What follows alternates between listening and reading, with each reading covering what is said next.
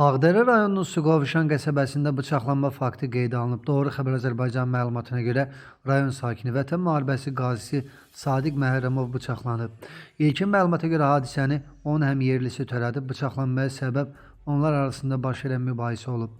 Müxtəlif dərəcəli bədən xəsarətləri alan qaziyə ilkin tibbi yardım göstərilib. Daha sonra onun müalicəsinin davam etdirilməsi üçün Bərdə Müalicə Diaqnostika Mərkəzinə göndərildiyi bildirilir. Faktla bağlı hüquq mühafizə orqanları tərəfindən araşdırma aparılır. İnsidentin təfərrüatları araşdırmanın nəticəsindən asılı olaraq açıqlanacaq. Əməl törətməkdə şübhəli bilinən Elzamin Ağazadə artıq polis tərəfindən saxlanılaraq istintaqa təhvil verilib deyə məlumatda açıqlanıb. Bakı şəhəri 240 nömrəli tam orta məktəbin müəllimi Zülfiyə Musayeva vəfat edib. Bu barədə məktəbin Facebook hesabında məlumat paylaşılıb.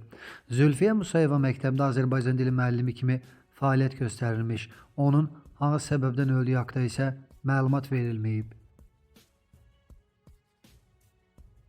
Gəncə şəhər Birləşmiş Xəstəxanasının direktoru İlkin İsmailov işdən çıxarılıb. Məlumata görə bununla bağlı Tibbi Ərazi Bölmələrini İdarə Etmə Birliyinin icraçı direktoru Anar Bayramov əmr imzalayıb. Məlumata görə İlkin İsmailovun artıq ərizəsi alınıb. Qeyd edək ki, İlkin İsmailov 2023-cü ildən bu vəzifədə çalışıb.